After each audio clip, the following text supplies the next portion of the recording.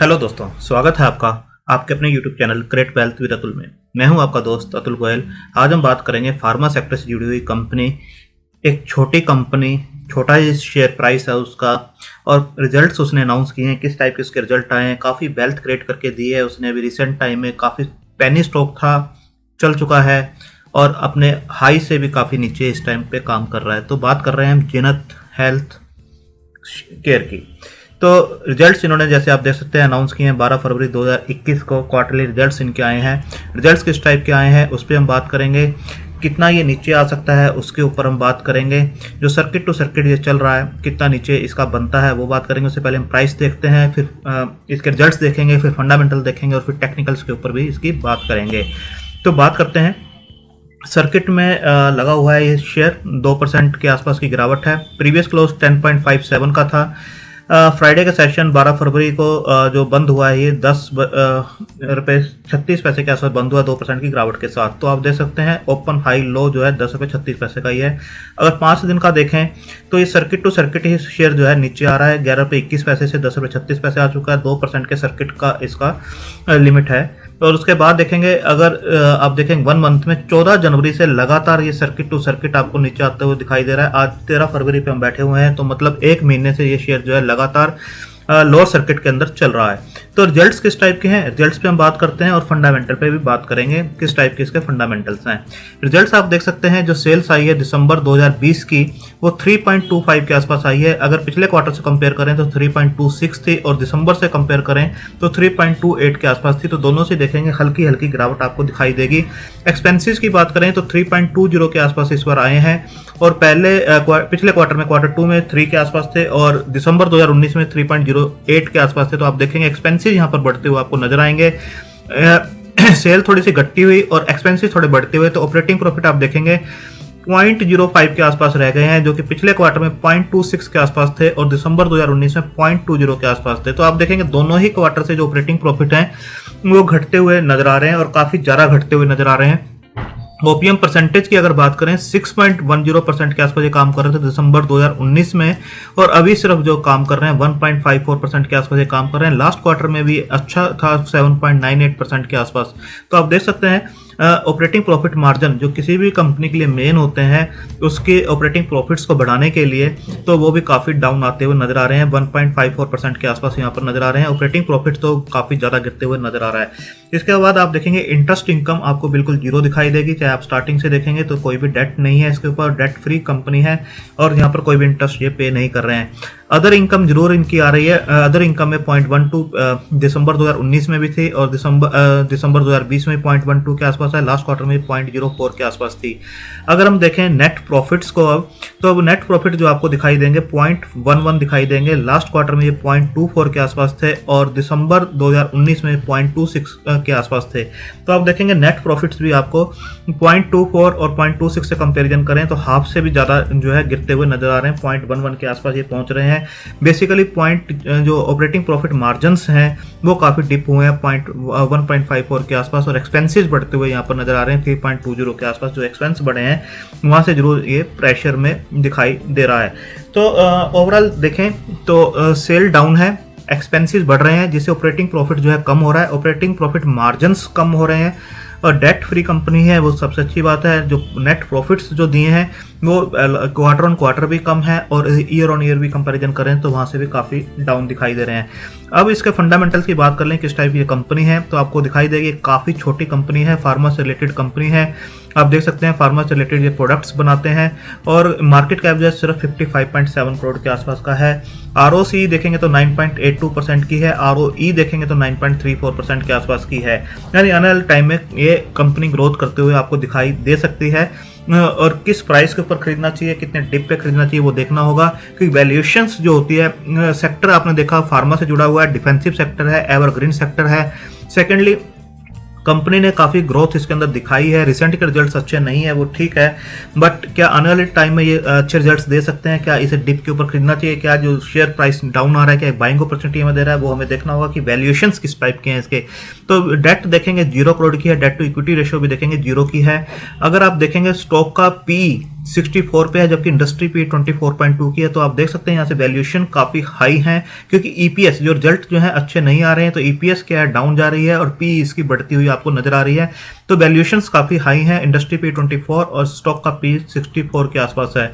अगर हम देखें बुक वैल्यू, तो बुक वैल्यू 1.30 के आसपास की है, जबकि स्टॉक काम कर रहा है 10 रुपीज़ के आसपास पे।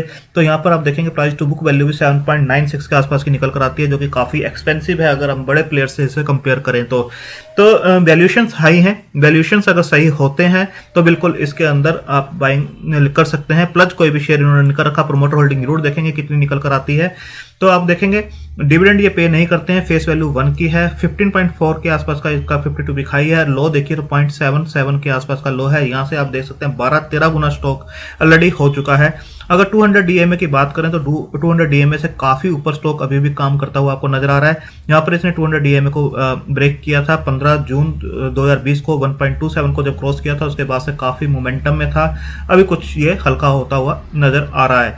इसके बाद हम देखते हैं जो ईयर ऑन ईयर रिजल्ट्स भी जो दे रहे हैं, क्योंकि नेक्स्ट क्वार्टर के बाद जो ईयर ये क्लोजिंग करेंगे, तो आप देख सकते हैं कि पिछले कुछ टाइम से 2017, 18, 19, 20 को देखें तो ऑपरेटिंग प्रॉफिट जो है प्लस में आ रहे थे, और उससे पहले 3-4 साल इन्होंने माइनस के भी दिए हैं।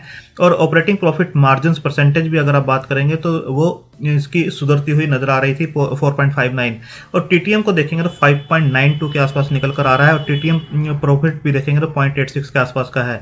यानी जो क्लोजिंग है मार्च 2020 की, वो एक अच्छी क्लोजिंग हो सकती है अगर कंपेयर करें मार्च 2021 से। तो 21 में अच्छी क्लोजिंग ये दे सकते हैं। टीटीएम जो दिखा रहा है वो एक अच्छा क्लोजिंग की ओर इंडिकेट कर रहा है। अगर हम बात करें सेल्स ग्रोथ की, तो 10 सालों में इन्होंने 12% के हिसाब से सेल्स की ग्रोथ की है कंपाउंडेड, 5 साल में 27%, 3 साल में 36%, और टीटीएम भी देखेंगे तो 22%। तो काफ़ी इंप्रेसिव सेल ग्रोथ हुई है इनकी। और प्रॉफिट कंपाउंडेड ग्रोथ को देखेंगे तो 11% के आसपास पिछले 10 साल में ग्रोथ हुई है, 5 साल में 34%, 3 साल में 80%, और टीटीएम भी 222% के आसपास जो है अप्रिशिएट हुआ है। अगर स्टॉक प्राइस का सीजीआर देखें तो 10 साल में 28% के हिसाब से सीएजीआर से इसने रिटर्न दिया है, 5 साल में 67%, 3 साल में 196%, 1 ईयर में भी 887% के आसपास इसने रिटर्न्स दिए हैं। तो आप देख सकते हैं काफ़ी इंप्रेसिव जो है सेल ग्रोथ है इसकी, प्रॉफिट ग्रोथ भी काफ़ी अच्छी है, और सीजीआर भी अच्छे है। तो अच्छे सेक्टर से बिलोंग करता है, अच्छी कंपनी है, बट जो डेट फ्री कंपनी है। बट जो सबसे बड़ी बात है कि वैल्यूएशन जो है वो काफ़ी हाई इस टाइम पे नज़र आ रहे हैं, क्योंकि स्टॉक ऑलरेडी काफ़ी रन अप कर चुका है। अगर ये बाय ऑन डिप की पॉलिसी के साथ आप इसे अकोमोडेट कर सकते हैं, तो हमें देखना होगा किस प्राइस के ऊपर इसे लेना चाहिए, या सर्किट इसका कहाँ आता हुआ खुल सकता है, क्योंकि जो रिजल्ट्स हैं वो बिल्कुल इस बार अच्छे नहीं है। तो स्टॉक के ऊपर बिल्कुल प्रेशर बनता हुआ आपको नज़र आ सकता है। अगर डेटर डेज को हम देखें, अब यहाँ पर डेटा डेज को दे सकते हैं तो 31.08 के आसपास है। यानी ये जो अपने प्रोडक्ट्स देते हैं, जो सर्विसेज देते हैं, उससे जो क्लाइंट से पैसा आता है वो 31.08 के एवरेज टाइम के ऊपर इनके पास वापस आ जाता है। तो इनको ज़्यादा डेट नहीं लेनी पड़ती, और अपने पैसे से ही ये बिजनेस को ग्रोथ करवाते हैं।